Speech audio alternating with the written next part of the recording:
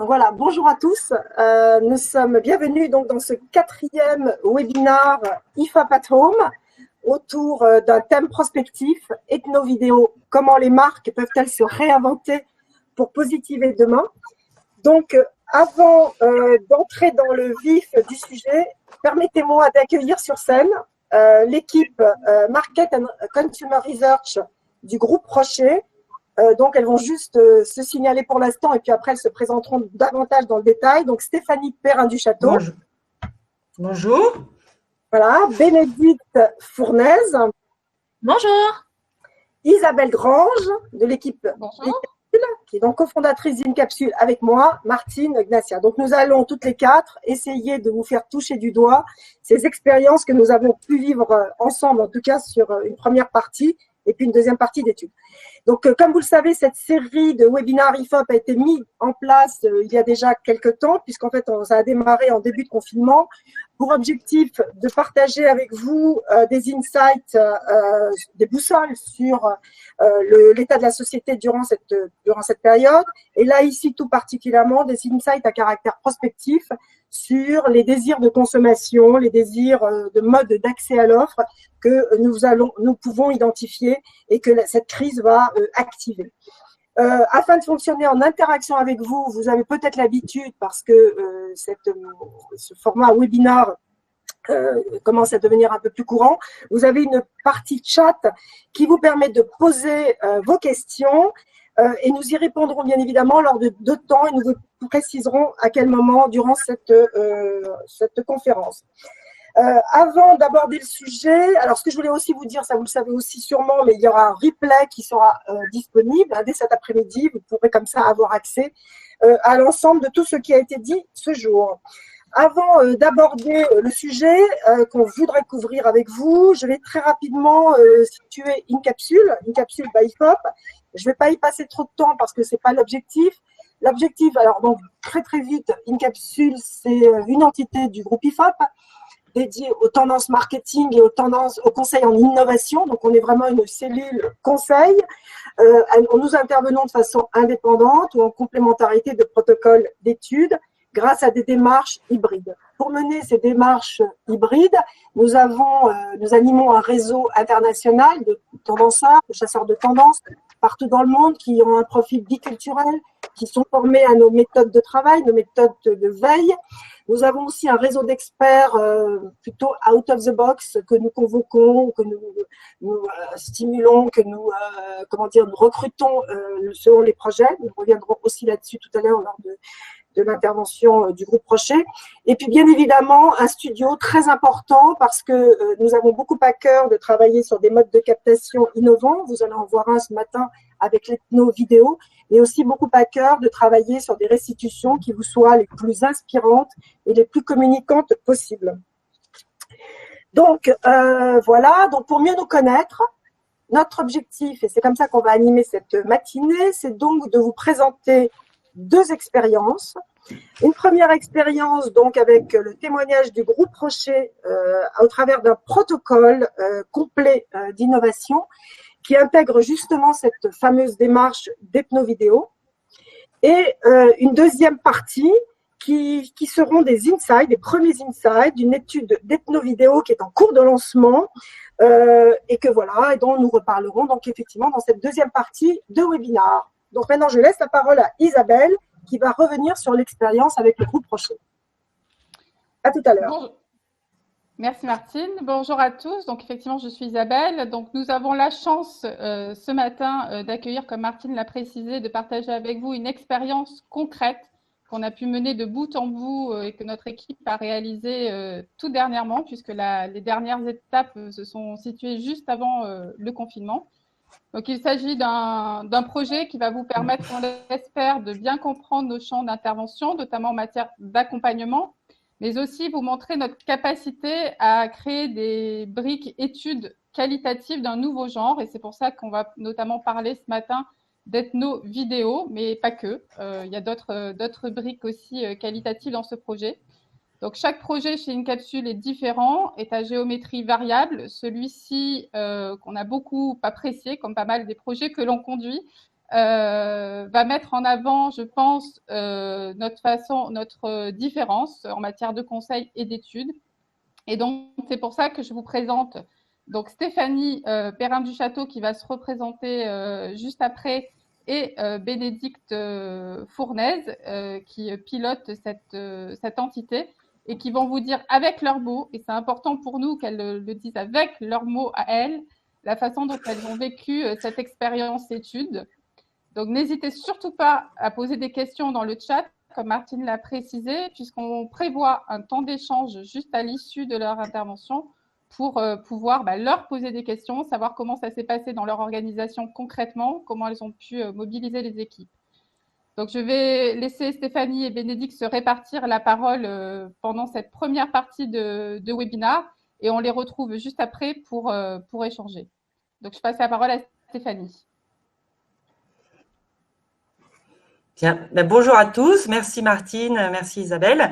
Donc oui, comme les présentations ont été faites, donc Stéphanie Perrin, j'ai en charge le département Market and Consumer Research pour le groupe Rocher. Donc groupe Rocher, c'est un groupe qui regroupe 11 marques qui sont parfois présentes partout dans le monde. Et le département Market and Consumer Research intervient finalement comme un cabinet d'études internalisé. Donc, on réalise des études, mais aussi toute la veille pour le groupe. Donc, Bénédicte Fournaise est justement en charge de cette partie veille. Alors, juste pour vous donner des éléments de contexte, et puis après, Bénédicte va rentrer dans les grandes étapes du projet. En 2019, en fait, on avait décidé de donner une nouvelle impulsion à notre offre de services interne au groupe en proposant une démarche de prospective, mais justement à l'échelle et en mutualisant les moyens pour proposer une même approche pour l'ensemble des marques. Ce qui, finalement, dans la culture du groupe était assez innovant en termes d'approche, puisque jusqu'à présent, on avait l'habitude d'avoir des réponses personnalisées en fonction de chacune des marques. Donc, pour ça, on avait décidé évidemment de se faire accompagner. On a rencontré beaucoup de prestataires. Et puis, on a vraiment accroché avec la proposition d'Incapsule et avec l'équipe d'Incapsule. C'est très important aussi cette dimension humaine pour justement gérer un projet qui doit finalement fédérer des marques différentes, fédérer des équipes avec des mindsets différents. Et donc, cette dimension humaine était très importante pour nous. Pour la démarche prospective, on avait décidé avec Bénédicte en se disant, soit on reste à un niveau insight conso et finalement on alimente toutes les marques, soit on se dit pour cette première approche prospective commune, on a choisi une catégorie, donc une catégorie produit. Donc en cosmétique, on a choisi la catégorie des soins du visage. L'idée étant que on n'a pas une culture très forcément développée sur la prospective et donc on voulait aussi avoir une approche la plus concrète possible et en choisissant une catégorie, c'était aussi une garantie d'approcher cet aspect, cette dimension concrète. Finalement, l'objectif, c'était d'alimenter les équipes marketing, R&D sur des projets à plus ou moins long terme, mais plutôt du moyen terme. Mais finalement, pour rentrer dans toutes les étapes du projet, je vais laisser la parole à Bénédicte qui a mené donc ce projet de prospective. Bénédicte. Merci. Donc, bonjour à tous. Moi, je vais vous détailler les étapes de ce projet parce que vous allez voir ce qui nous a séduit dans l'équipe Incapsule et dans son projet, c'était aussi cette approche multisectorielle et multidimension, multi-méthodo. Donc, vous voyez, on avait 5 briques qui s'articulaient ensemble. Donc, évidemment, on a commencé par une période de kick-off avec l'ensemble des équipes. Et puis, on est assez vite arrivé dans le vif du sujet avec donc 5 étapes. Je vais décrire les premières un peu plus rapidement pour qu'on puisse se concentrer sur l'ethno, mais c'est intéressant aussi de voir comment tout fonctionnait ensemble. Donc, on a eu une première étape qui a été d'interviewer nos grands donneurs d'ordre internes. Donc, l'équipe d'Incapsule a rencontré 4 de nos grands dirigeants pour vraiment comprendre comment fonctionne le groupe, comment nous voyons la beauté et comprendre l'ADN du groupe et des marques. C'était très important pour vraiment être sûr que tous les insights qui seraient proposés par la suite seraient en accord avec l'esprit du groupe et son ADN. Ensuite, on a eu une part, donc je vais passer plutôt sur la partie droite, sur les études propriétaires. Je pense comme toute marque, tout groupe, on a un certain nombre d'études à disposition, on en fait beaucoup. Et là, l'idée, c'était aussi qu'InCapsule puisse décortiquer l'ensemble des études que nous avions à disposition, en sortir la substantifique moelle et vraiment profiter de tout ce que nous, on avait à dispo et pas partir sur une page blanche et plutôt capitaliser sur ce qu'on avait et s'assurer que ce qu'InCapsule apporterait serait nouveau et complémentaire et non pas des redites. Donc ça aussi, c'était très utile. Et InCapsule a très bien su utiliser la matière qu'on avait déjà à disposition. Donc ça, c'était un point aussi qui était très important pour nous. Donc vous le voyez, hein, une approche qui est tout à fait personnalisée, qui correspondait à ce que nous on imaginait. Ensuite, on a eu donc des experts internationaux qui ont accompagné. Comme le disait Martine, InCapsule a un réseau international d'experts sur lequel on a pu s'appuyer. Donc il y a eu à la fois des dermatos, des sémiologues, des influenceurs, des scientifiques.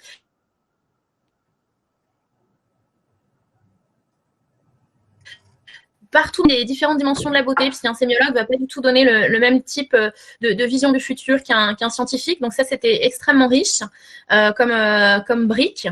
Et ensuite, on a eu une brique donc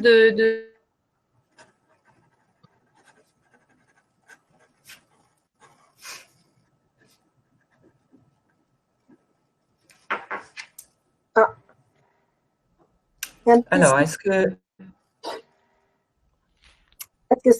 Stéphanie, est-ce que vous oui, je vais peut-être prendre la parole? le relais. Ouais. Oui. Voilà, désolée, peut-être que Bénédicte va réussir à se reconnecter. Donc voilà, une approche avec différentes briques. Sur la troisième, c'était la web observation. L'idée était d'aller un peu plus loin que juste du web listening et d'intégrer des vidéos. Là, on s'est intéressé à des générations plus jeunes, hein, plutôt des alpha et des Z, mais on était encore dans l'observation. Et finalement, le clou de la méthodo, mais c'est cette ethnographie digitale. On dit le clou, mais finalement c'est tout l'écosystème qui est nécessaire pour apporter l'entièreté de l'information. Et donc l'ethnographie digitale. Alors on est parti sur une sélection de pays, puis évidemment avec un profil de femmes. Donc on avait une approche internationale. Au total, c'est 90 femmes qui ont été recrutées selon des critères très précis d'implication, évidemment, pour nous en cosmétique et en soins du visage en particulier. Et on a donc donné à ces 90 femmes 3 missions, ce qui nous a amené à 270 vidéos au total. Donc, on rentrait vraiment dans l'intimité, finalement, de leur routine soins, avec, on leur demandait de partager leur routine du matin, leur routine du soir, et puis une routine un peu plus exceptionnelle, on va dire, dans la semaine.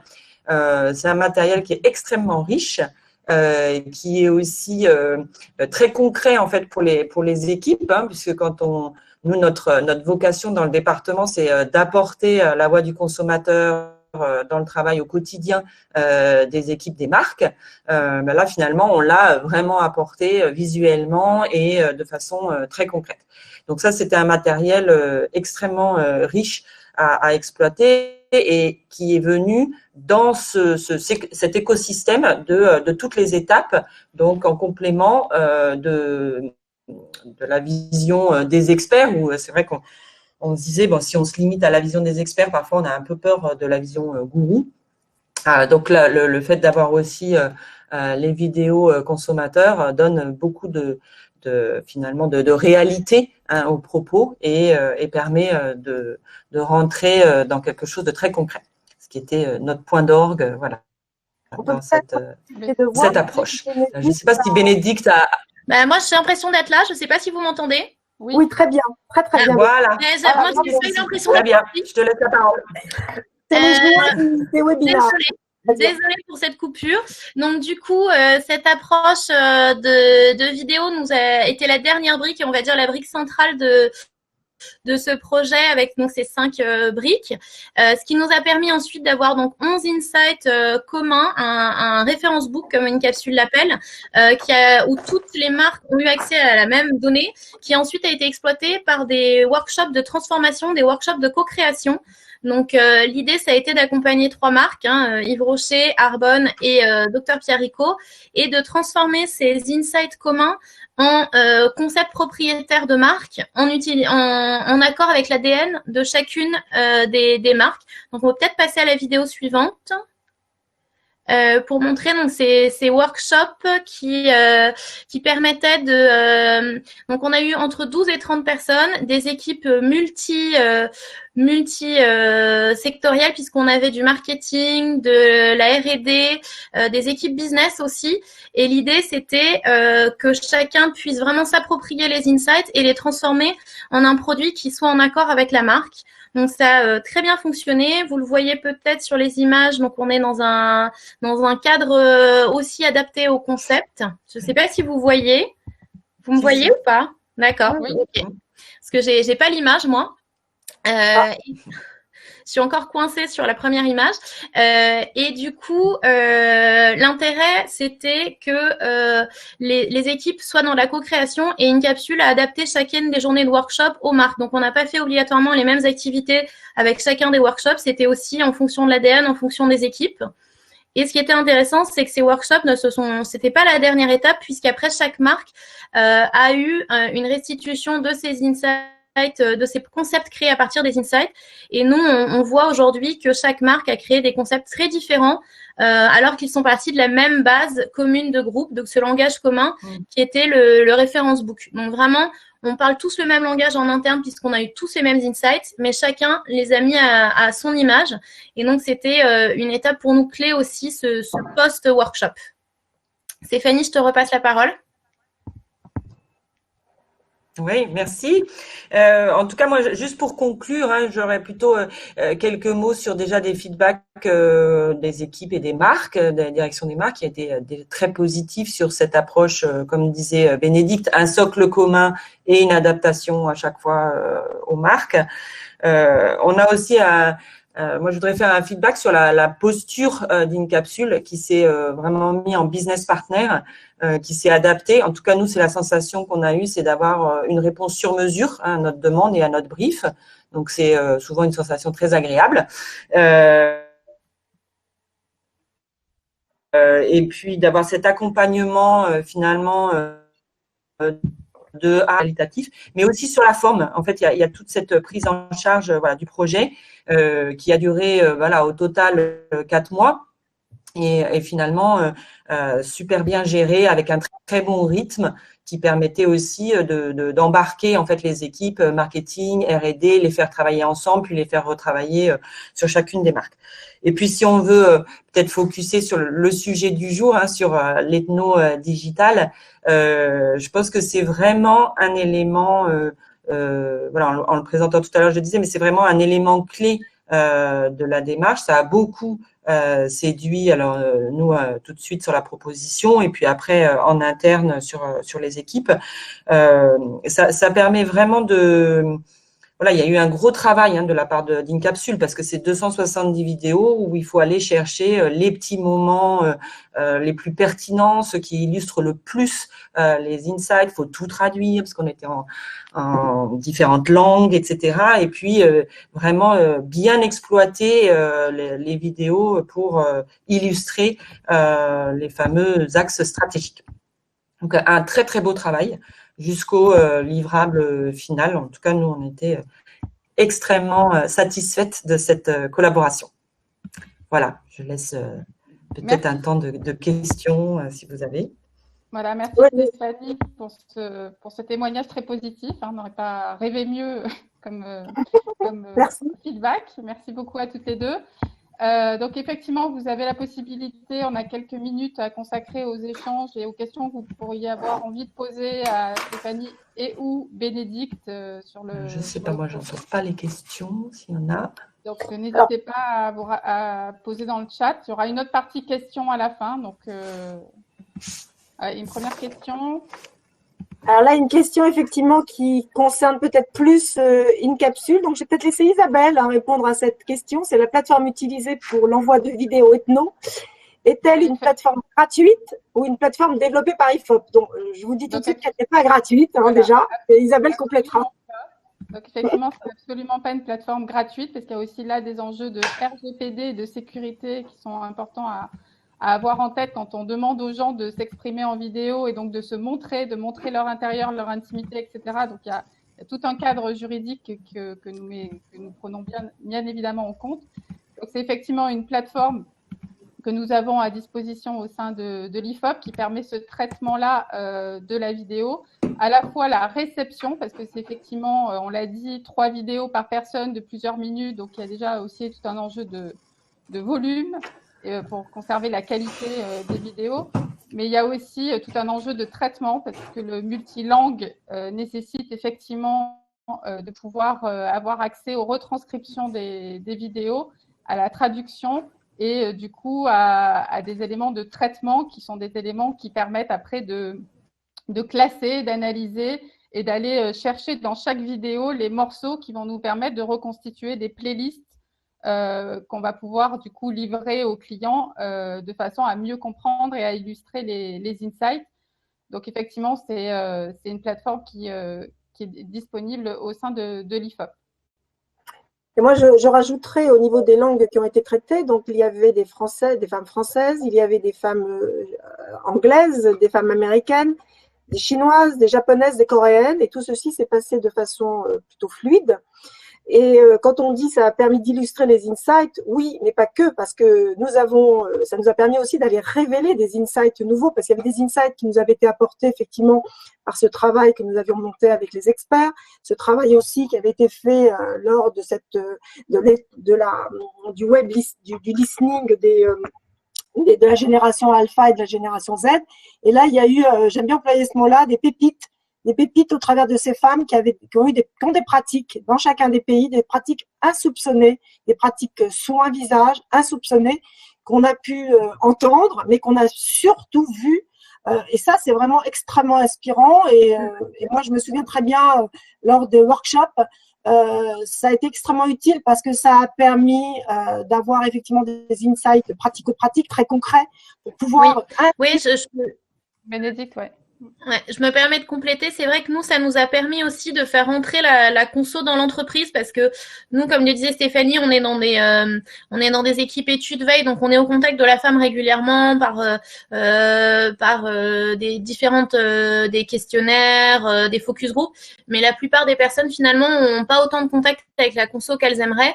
Et ces vidéos ont vraiment permis d'avoir la voix de la femme, la voix de la conso au centre des discussions, de les voir en action dans leur salle de bain, dans leur intimité quand même.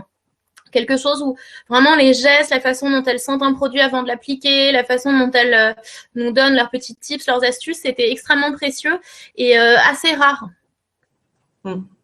C'est vrai que c'était un des points très forts. Et c'est vrai, demander directement aux femmes, voilà, c'est quoi vos attentes, quel serait votre produit idéal. Enfin voilà, il y a des questions, comme dit Martine, qui peuvent permettre de justement révéler aussi des trous dans la raquette, dans la proposition et dans l'offre en cosmétique.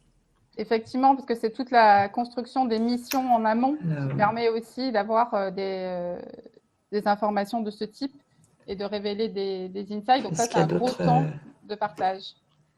Et un travail de recrutement, je ne sais pas si on a bien insisté là-dessus, mais le choix du recrutement des femmes, les questions qu'on leur pose avant pour qu'elles soient sélectionnées pour l'émission, nous aide aussi à vraiment choisir qui on a envie d'interroger. Et je pense que vous le verrez encore plus sur l'exemple d'après qu'InCapsule va vous montrer, mais il y a vraiment cette idée de savoir qui on a envie d'écouter. C'est rare de pouvoir aussi précisément choisir. C'est vrai. D'autres questions peut-être? Merci Fabienne en tout cas. Bon.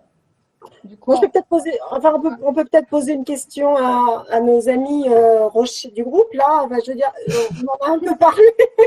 Bon, d'abord, merci effectivement pour ces témoignages qui nous touchent terriblement. Comme vous le savez, on met beaucoup de cœur dans ce qu'on fait. Enfin, comme tout le monde d'ailleurs, quand on est passionné, c'est normal. Juste comme on est en train de sortir de cette crise Covid et que ça va faire le lien avec le sujet d'après, est-ce que vous avez eu le sentiment, puisqu'en fait on avait été briefé au départ pour inventer la beauté du futur, enfin le face care de demain pour le groupe, est-ce que vous avez eu l'impression que ces insights sont valables encore à l'heure du Covid ou pas, ou ont-ils été révélés, etc. Quelle est un peu la petite position du groupe Rocher par rapport à ça? Je pense que si on devait résumer en un seul mot, et beaucoup l'ont utilisé, ce côté accélérateur. Donc, finalement, si on regarde globalement, alors après, à la nuance, dans certains axes stratégiques, oui, il y a certaines choses qui sont mises un peu plus de côté et d'autres qui sont priorisées. Mais voilà, on a la chance d'avoir un groupe qui réfléchit à la connexion avec la nature. On a la chance d'avoir un groupe qui est avec des marques très consumer-centriques et qui essaie d'élargir ou en tout cas de servir tous les besoins. Donc non, moi j'aurais plutôt tendance à dire on est assez confortable dans les axes stratégiques. On aurait plutôt tendance à en rajouter finalement avec cette dimension évidemment de préoccupation de la formulation, évidemment des préoccupations qu'on entend partout et qui ont été accélérées, qui le sont toujours accélérées par la crise, et donc qui encouragent, j'ai envie de dire, les équipes à donner une dimension très particulière à chaque axe. Mais on n'a pas remis en cause les 11 axes stratégiques qui ont été détectés au sein de cette démarche. Au contraire. Merci beaucoup. Tant mieux, bien sûr. Est-ce que vous avez d'autres questions, ou alors s'il n'y en a pas d'autres, de toute façon, on pourra revenir après en fin de session, bien évidemment. Donc, de toute façon, Stéphanie et Bénédicte restent avec nous. On essaye. Avec les limites du virtuel, de la technique. Maintenant, je vais redonner la parole à ma complice Isabelle qui va introduire la deuxième partie. Oui, alors effectivement, on va rentrer dans la deuxième partie de ce webinaire qui est consacré au lancement de cette fameuse ethnographie vidéo qu'on a voulu appeler pour positiver demain, qui est une ethnographie vidéo qu'on va réaliser, on va le voir sur la carte de France juste après. Si vous la voyez, donc vous pouvez toujours, vous l'avez compris, les vidéos qu'on vous présente là sont sans son, mais vous pouvez cliquer dessus pour la rendre plus lumineuse. C'est une petite astuce de Livestorm.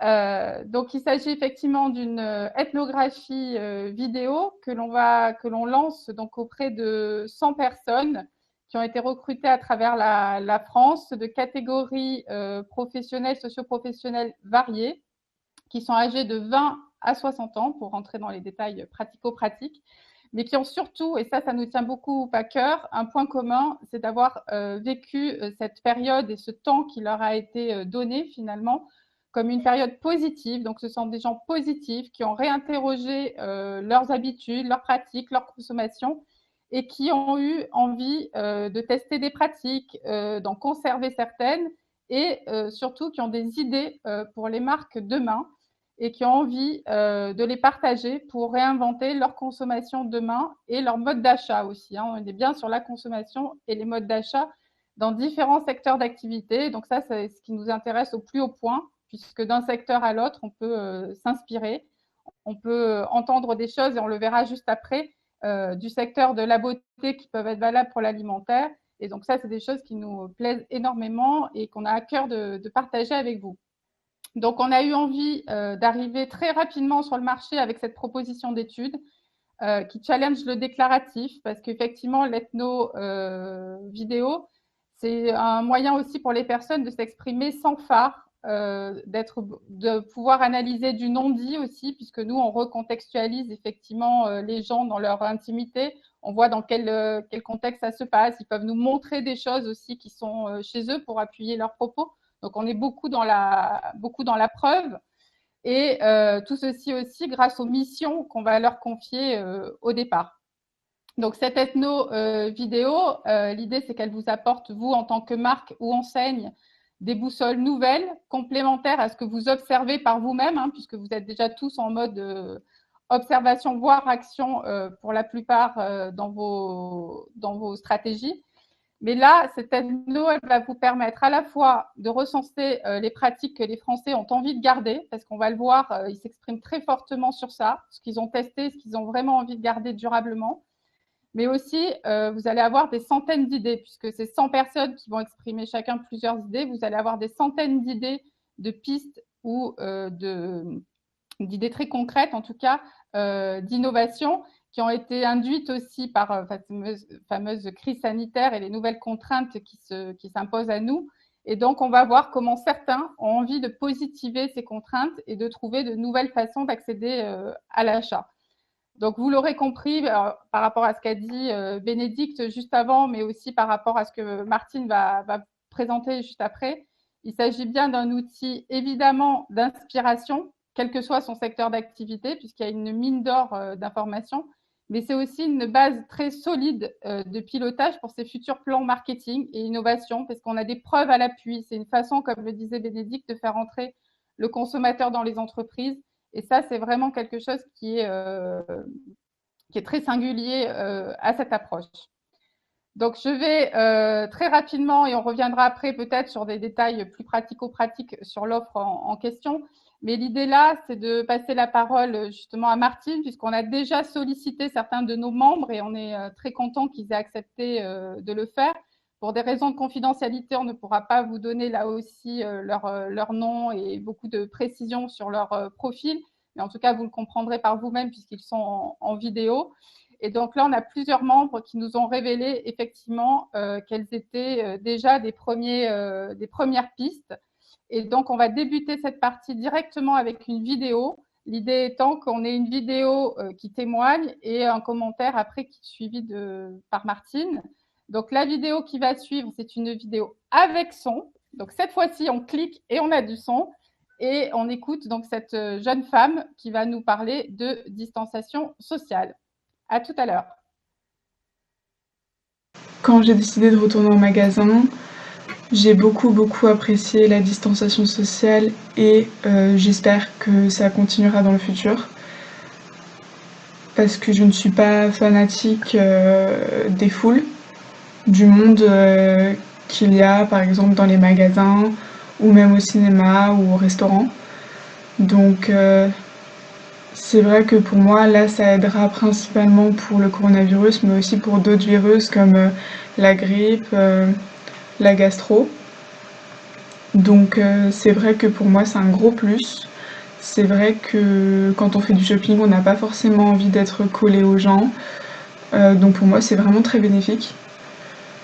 J'ai également découvert de nouvelles expériences dans le tourisme, dans le divertissement aussi, comme le cinéma en plein air. Je connaissais déjà notamment à la Cité des Sciences et de l'Industrie, mais là c'est principalement une reprise d'un système américain qui permet de regarder un film en voiture. Donc et ça commence également avec le concert, enfin les concerts, ça se met également en place avec. Donc après c'est vrai que est-ce que je remplacerais ça par le cinéma en tant que tel? C'est vrai qu'en voiture, pouvoir quand même parler, rigoler, débattre avec nos amis, notre famille, rire, c'est vraiment un gros plus. Donc c'est vrai que ça aussi c'est un point bénéfique. Pour le tourisme principalement, par exemple, j'utilise le Club Med, donc j'aimerais bien peut-être qu'ils sélectionnent des personnes qui emmènent moins de gens. Je sais que ça leur fera perdre de l'argent, mais c'est vrai que ce sera une preuve de confiance. Ça veut dire qu'on sera moins, ça leur fera perdre de l'argent, mais nous on se sentira plus à l'aise, plus en sécurité.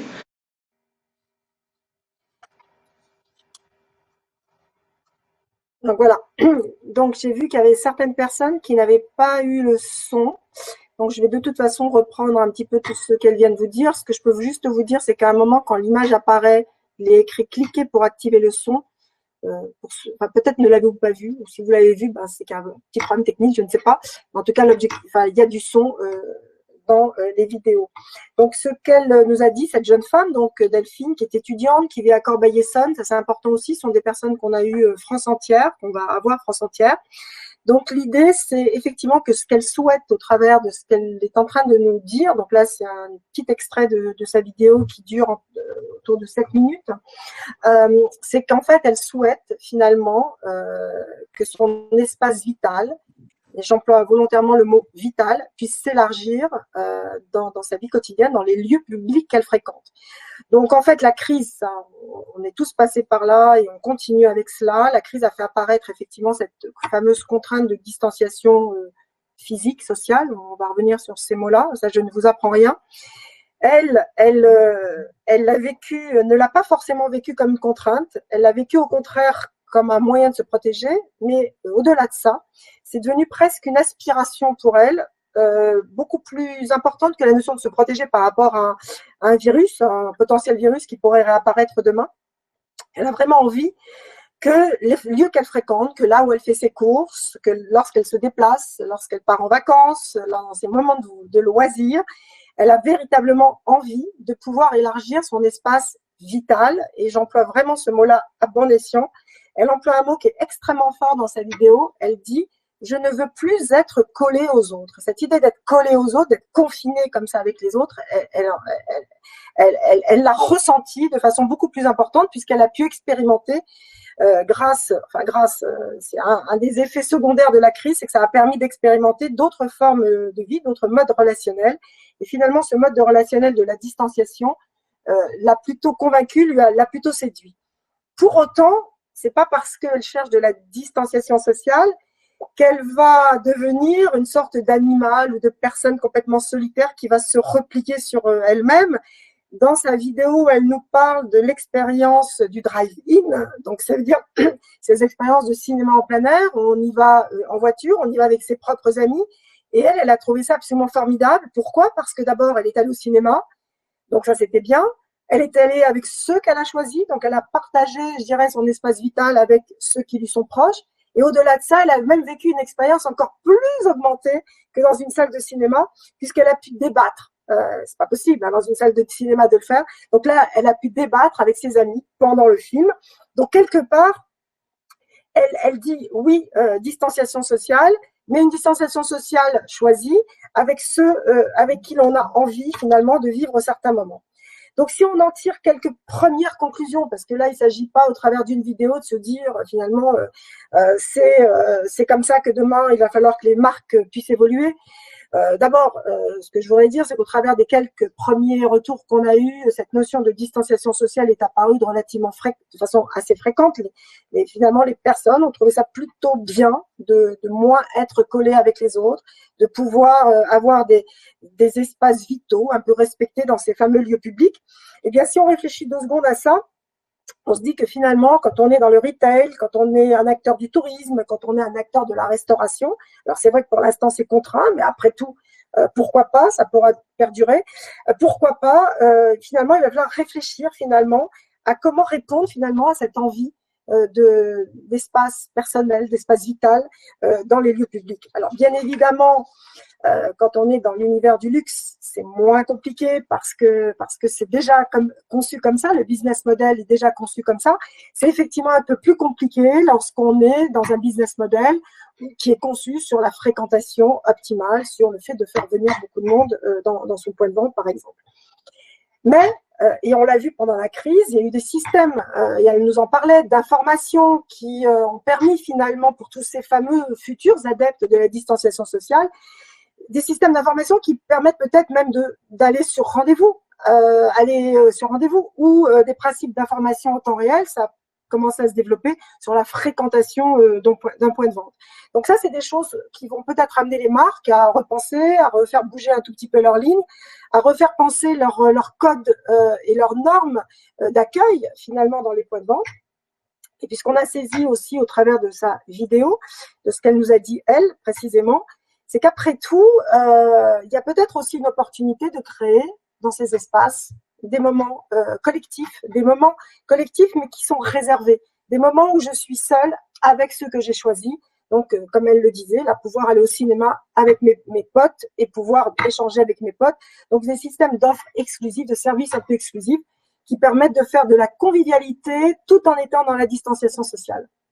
Voilà, donc il y aura plein d'autres pistes comme ça qui vont être d'être bien évidemment. Alors évidemment, là il y a une question qui est posée. En ethnologie, il est nécessaire de ne pas confondre distanciation sociale et distanciation physique.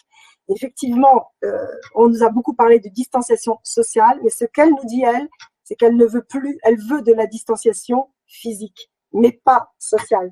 Elle veut rester cette personne conviviale qui continue à fonctionner avec son réseau, avec ses proches, les proches qu'elle a elle-même choisis. Voilà, donc c'était pour cette première insight. J'invite à ce que la deuxième vidéo soit diffusée. J'en ai également profité pour revoir mon régime alimentaire en découvrant notamment le régime d'alimentation vivante.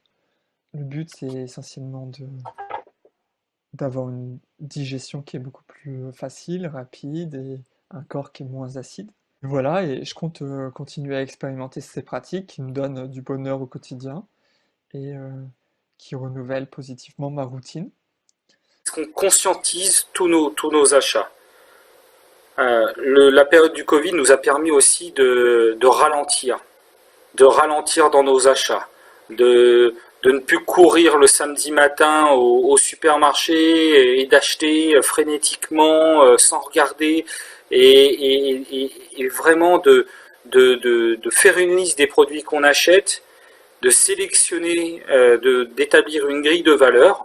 Je dis par exemple pour les boissons gazeuses, est-ce que la marque fabrique en France?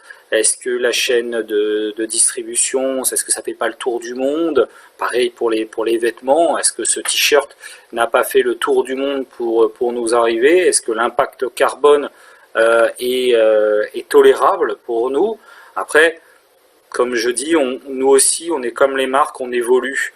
Donc on a le droit, on s'accorde des erreurs, on repère nos erreurs, on dit ok, cette erreur-là, on n'a pas trouvé de solution aujourd'hui pour les corriger, mais demain, on va trouver. Alors, ce qu'on vient d'entendre au travers de Jérémy et de Michael, donc Jérémy habite à Gournay-en-Bray, Michael, lui, il travaille dans le transport, il habite à Mogéo, donc ce sont des gens qui sont pareils, qui sont pas forcément des Parisiens, et en fait ils ont beaucoup parlé finalement au travers de ces vidéos, ce qu'on a entendu, on l'a entendu chez d'autres aussi, c'est cette notion de positiver leur routine de vie. En fait, ce terme-là a été employé par Jérémy notamment, et donc ça c'est intéressant. Donc finalement, qu'est-ce que ça nous dit au niveau de cette période? Finalement, ils ont d'une certaine façon profité de cette période inédite. Cette période, finalement, où on a tous eu plus de temps, un temps restitué, un temps plus important, pour mettre en pratique des comportements qu'ils rêvaient peut-être d'avoir dans le passé. C'est vrai qu'à les entendre, c'était des choses qui étaient en germe chez eux, et ce temps-là leur a permis de les expérimenter et certainement d'en retirer, de comprendre finalement les vrais bénéfices que eux, en tant qu'individus, ont pu ressentir. Pour Jérémy, ça a été beaucoup autour de l'alimentation, où il a beaucoup utilisé du do-it-yourself, il a fait germer ses graines, par exemple, ou ça peut être autour du bien-être. Il nous a parlé, par exemple, de la méditation, il a parlé de pratiques de yoga qu'il a pu faire de façon plus quotidienne. Pour Michael, que vous avez entendu, il nous a parlé de routine de vie avec sa famille, c'est-à-dire le fait de repasser plus de temps en famille, du temps positif, du temps qui lui a été presque restitué pour qu'avec sa famille, finalement, que le lieu familial c'est pas forcément un lieu de passage rapide où plus personne n'a le temps de communiquer, mais au contraire, un lieu d'échange, un lieu de débat, au-delà de l'échange, du débat collectif, voire de la réflexion sur leur mode de consommation. Il a dit, ça a été des moments finalement où on a revisité les grilles d'évaluation des marques que l'on consomme. C'est assez énorme d'entendre ce genre de propos. Donc, ce que l'on entend au travers de ça, c'est qu'ils ont cherché finalement à positiver leur routine de vie, à donner du sens à ces routines de vie, à ne plus forcément faire les choses de façon irréfléchie, mais bien au contraire à chercher à conscientiser leur consommation. Alors là, vous allez me dire, effectivement, ils ont eu le temps de faire tout ça, etc., mais qu'est-ce qu'il adviendra après la crise? Nous, ce qu'on peut peut-être penser, et c'est vrai que la manière dont ils le disent là, et c'est vrai que ça vaut le coup d'entendre l'ensemble de leurs vidéos, on a vraiment le sentiment qu'ils ont, pour la première fois de leur vie, vécu cette vraie expérience d'avoir du temps pour revivre leur propre routine, et ils ont pu ressentir les bénéfices intérieurs que ça leur provoquait. Ils ont parlé du bonheur, de mieux ressentir l'instant présent. Et moi, je suis convaincue qu'il en restera des traces de ce désir qu'ils vont chercher dans le futur à mettre en pratique. Donc, qu'est-ce que ça peut vouloir dire pour les marques? D'abord, pour les marques, ça veut dire que c'est intéressant d'écouter finalement ce type de propos, ce type d'envie de chercher à positiver ses propres routines de vie. Mais ça veut dire que la marque, elle a un rôle aussi de helper, de aide, et elle peut, dans le fond, mettre en place des solutions pour les aider à adopter et à intégrer dans leur routine de vie quotidienne, intégrer aux contraintes que le déconfinement va forcément nous faire revenir dans la vie, entre guillemets, plus normale. Donc, les aider à adopter finalement et mettre en pratique ces routines de vie. Mais ce qu'on entend aussi au travers de cette vidéo-là, c'est aussi une nouvelle posture de marque qui est de plus en plus attendue. On l'avait aussi beaucoup observé lors du travail qu'on a fait pour Rocher, où les femmes nous avaient beaucoup parlé de la relation à la marque qui était en train de bouger, où elles s'attendaient à avoir des marques plus transparentes, quitte à avoir des marques même qui n'hésitent pas à se remettre en question, à avouer finalement leurs fautes ou leurs limites, etc. Et ça nous a été clairement dit. Donc cette idée de marque à l'écoute de ses besoins d'être accompagnée sur ses routines, mais aussi à l'écoute de cette dimension de transparence et d'égal à égal d'une certaine façon entre la marque et le consommateur. Donc c'est les premières choses que l'on peut dire. Donc voilà, c'est des premiers éléments que l'on aurait envie de sortir déjà de ces premières vidéos qu'on a pu observer. Donc on se dit que lorsqu'on va avoir écouté les fameuses 100 vidéos, les 100 interviews, on aura des choses extrêmement riches et plein de choses très intéressantes en matière d'idées que ces consommateurs vont avoir envie d'exprimer. Donc là, je vous invite à passer à la troisième vidéo. Toujours, pensez bien à recliquer sur le son pour entendre ce que les personnes nous disent. Je vais maintenir les règles et les comportements d'hygiène que j'ai mis en place, donc le lavage des mains, désinfection des poignets, des interrupteurs, me déchausser en entrant chez moi, toutes ces choses-là, je vais les maintenir à l'avenir parce que c'est un comportement de prévention par rapport aux épidémies futures éventuelles. J'aimerais parler aujourd'hui de deux secteurs particuliers qui sont la mode et l'alimentation. J'ai eu quelques idées à ce propos.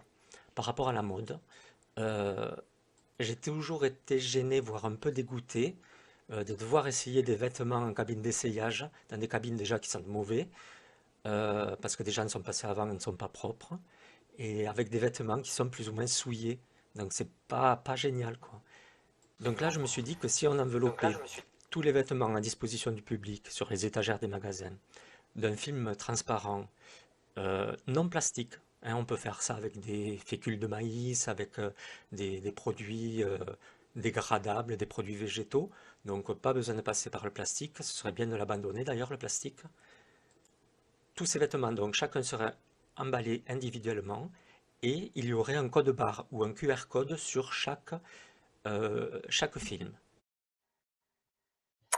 Alors, donc là, vous avez entendu effectivement Pascal qui habite à Toulouse, qui a 54 ans aussi.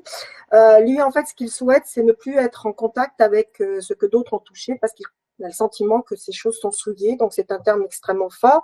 Donc, il évoque ici le risque de toxicité des produits que l'on touche, des surfaces que l'on peut toucher. Donc, ça veut dire les vêtements que l'on va essayer en magasin, les légumes que l'on va peut-être choisir. Il emploie un terme extrêmement fort, ce mot souillé est énorme. C'est comme si finalement la crise lui avait été un révélateur pour lui qu'il y avait une potentialité de souillure des vêtements qui pouvaient effectivement être eux-mêmes contaminants. Donc effectivement, jusqu'à présent, ce qui est intéressant au travers de ça, c'est que jusqu'à présent, quand on parlait de risque de toxicité, c'était plutôt lié aux ingrédients qu'on pouvait ingérer, qu'on pouvait consommer, qu'on pouvait manger et boire. Mais là, en fait, on s'aperçoit que la crise a peut-être mis l'accent sur une dimension nouvelle, qui est la dimension de ces fameuses surfaces, de ces surfaces qui peuvent être touchées par d'autres. Donc, ceci va forcément amener à poser un défi pour les marques. Et ça, l'étude, elle sera très intéressante. Lui, il nous a parlé de pistes très concrètes, comme ces fameuses housses biodégradables qui pourraient être sur des vêtements avec des QR codes pour que les vêtements ne soient pas portés, mais essayés virtuellement en magasin avec du service complémentaire.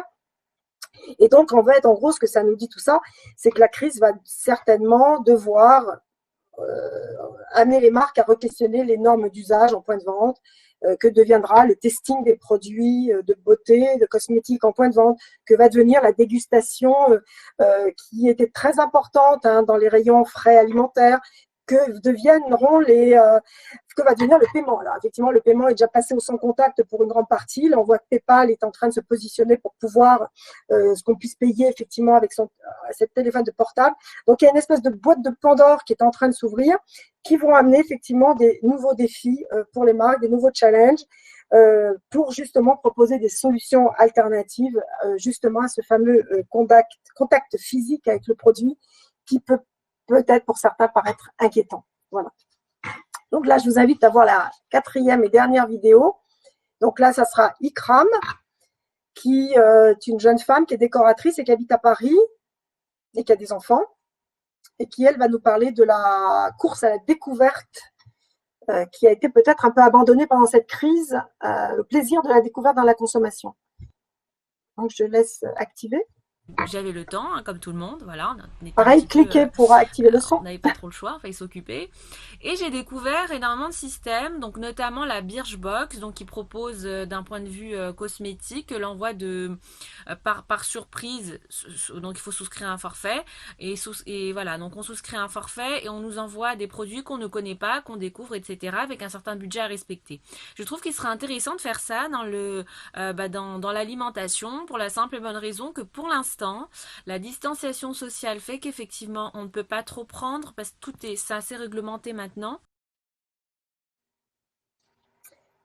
Alors effectivement c'est très court et en fait ce qu'elle a voulu nous dire c'est qu'en fait effectivement la période que nous avons vécue et notamment les premières périodes du confinement qui ont limité l'accès finalement aux seuls magasins, aux seules surfaces alimentaires avec du temps un peu limité puisqu'en fait une grosse partie du temps à l'intérieur était quand même on était quand même limité par notre temps de circulation intérieure. On avait quand même une circulation qui était quand même dirigée à l'intérieur du point de vente. Donc, quelque part, ce plaisir de la consommation qui est le plaisir de flâner, le plaisir d'un achat peut-être plus impulsif, d'un achat plus émotionnel, finalement, il a été peut-être mis en sommeil pour certaines personnes, d'autant qu'au début, c'était que les surfaces alimentaires dans lesquelles nous pouvions aller.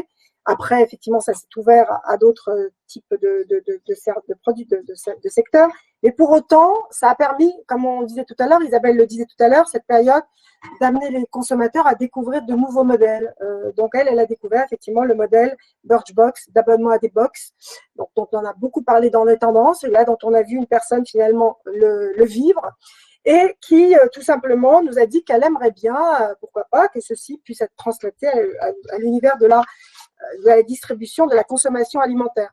Donc là, il y a peut-être effectivement une piste à creuser, c'est comment aujourd'hui, dans cette période, finalement, on va encore continuer à vivre de cette façon-là, comment continuer à satisfaire, stimuler ce fameux plaisir de la découverte qui est extrêmement important et qui reste fondamental et qu'on a de toute façon envie de continuer à poursuivre. On a vu beaucoup de choses se passer avec le testing virtuel de produits chez soi. Il y avait le Parisien qui en a fait un énorme papier. Donc, ces choses qui pouvaient apparaître uniquement dans certains univers un peu confidentiels commencent à devenir mainstream. On voit bien aussi que, par exemple, le squat shopping qui permet de restituer le shopping, le plaisir du shopping entre filles, mais de son canapé, qui se développe beaucoup en Asie, et bien est en train de venir chez nous, et ça vient restimuler le plaisir de la découverte. Donc, il y a tout un pan comme ça extrêmement intéressant à aller développer pour effectivement proposer des nouvelles normes d'usage.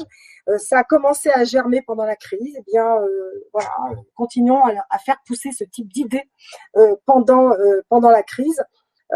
Voilà. Maintenant, en post-crise, pardon, c'est ce que je voulais dire. Effectivement, les box alimentaires existent déjà, mais elle l'a découvert, ça c'est intéressant. Et en fait, c'est quelque chose qui pourrait être quelque chose qu'on pourrait, d'une certaine façon, développer, généraliser. En tout cas, ça répond en tout cas à cette idée de découverte. Et c'est cela qu'elle a eu envie de nous dire. Je réponds à une des questions d'une des personnes, enfin, pas une question, mais un commentaire qui a été fait sur le chat en disant cela. Donc voilà, donc nous avons entendu quelques petits extraits. C'est pour ça que là, pour l'instant, ce sont des extraits. C'est à partir de quelques entretiens auxquels on a accédé. Et donc l'idée, effectivement, c'est de lancer aujourd'hui avec vous cette idée d'une étude en souscription. Cette étude qui va nous permettre, comme Isabelle le dit tout à l'heure, il va y avoir plusieurs thèmes qui vont être abordés dans nos vidéos auprès de ces 100 personnes.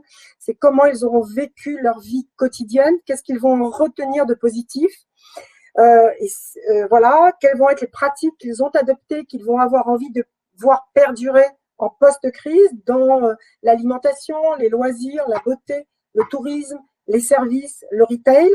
Et puis aussi, et ça c'est une partie très importante, on va avoir plus d'une centaine d'idées, enfin des 200 à 300 idées, puisque l'objectif c'est d'avoir à minima 2 idées par personne, donc déjà 200 idées, d'idées de rêve ultime dans ces univers, pour nous dire un petit peu comment ils souhaitent que les marques elles-mêmes puissent adapter leurs offres et leurs produits pour demain, pour tout de suite, mais pour aussi demain.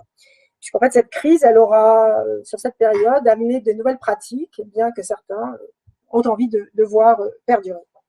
Donc voilà, donc cette souscription, bon là je ne vais pas vous rentrer plus dans le détail technique de la souscription, donc il faut évidemment se positionner, on a une date, 10 juillet pour se positionner sur cette souscription, étude qui serait disponible au mois de septembre, et bien évidemment nous sommes à votre disposition pour répondre à tous les détails de cette fameuse étude, et bien évidemment pour démarrer la dernière partie de notre webinaire, il nous reste une dizaine de minutes pour pouvoir répondre à vos différentes questions qui sont apparues au moment du chat.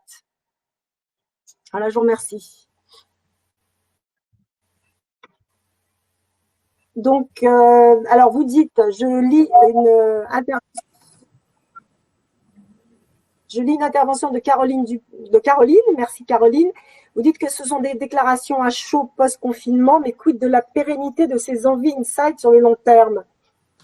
Alors, effectivement, comme vous dites, ce sont des réactions que ces personnes ont eues à chaud, mais les entretiens sont menés de façon à ce que ça soit effectivement du à chaud, du spontané, mais c'est bien évidemment ce que l'on a cherché aussi au travers de ces interviews, c'est essayer de voir à quel type d'aspiration profonde cela venait répondre. C'était quelque chose qui vient s'inscrire dans des tendances beaucoup plus lourdes. Et bien évidemment, ce sont des choses que nous aurons effectivement au travers des interviews que nous allons mener auprès de ces personnes. Et ce que cela dit aussi, c'est qu'il y a des nouveaux codes qui se mettent en place, qui sont attendus, je dirais, de la part des consommateurs et qu'il est extrêmement intéressant d'entendre. Voilà ce que je peux peut-être dire à ce stade. Je ne sais pas si quelqu'un d'autre veut venir compléter ce type de réponse.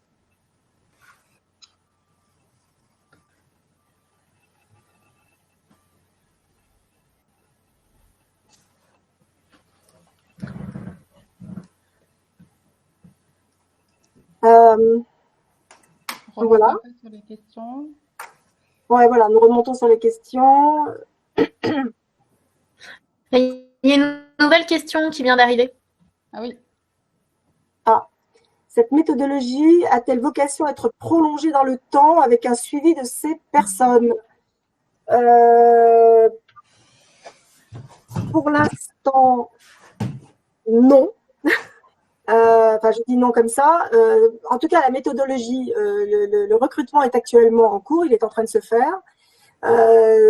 Donc, ces personnes vont être interrogées là, maintenant. Donc, ce n'est pas une interrogation qu'on a faite pendant la période hard du confinement, mais c'est maintenant.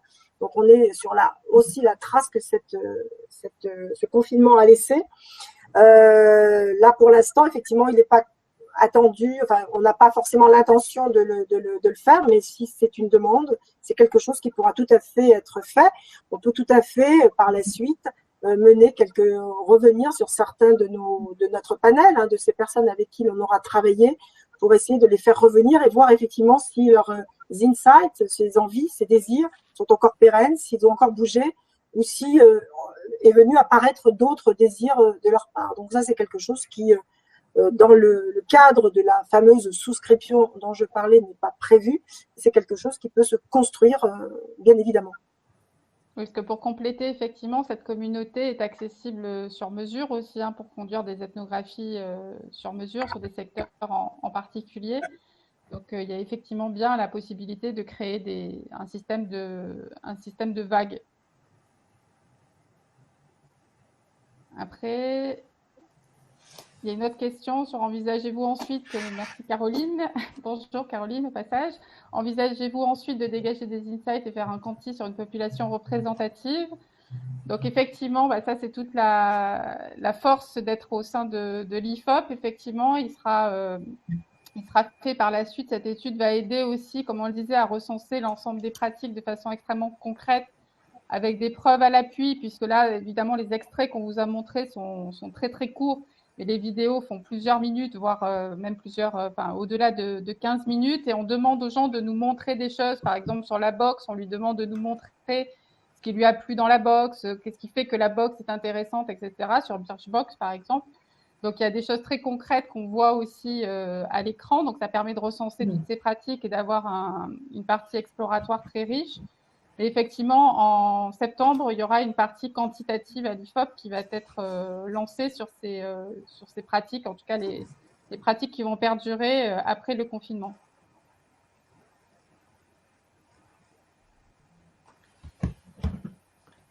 Et ça, on vous le révélera dans un temps numéro 2, cette partie quantitative. Mais il est important pour nous d'aller déjà repérer ces nouvelles pratiques qui ont déjà retenu leur attention et que les consommateurs ont envie d'exprimer, de retrouver dans leur futur. Voilà, donc je crois que là, le webinaire se termine, on va dire, puisqu'en fait, on a atteint l'objectif de 1 heure passée ensemble avec vous. On est ravis que vous soyez tous là. On espère vous retrouver sur nos différents réseaux, nos différents canaux. Vous avez nos coordonnées. Si vous voulez avoir accès à Stéphanie et à Bénédicte, n'hésitez pas. Je pense que vous serez d'accord pour pouvoir répondre, continuer à converser. Avec plaisir. Merci en tout cas. En tout cas, moi, je tiens, Isabelle aussi, je pense, nous tenons en tout cas, une capsule, à vous remercier, vous deux, Stéphanie et Bénédicte, du témoignage que vous avez exprimé. Voilà. Merci, avec plaisir. Merci. Ouais, avec plaisir. Merci. Très bonne journée à vous. Très bonne journée. Au revoir. Au revoir. Au revoir.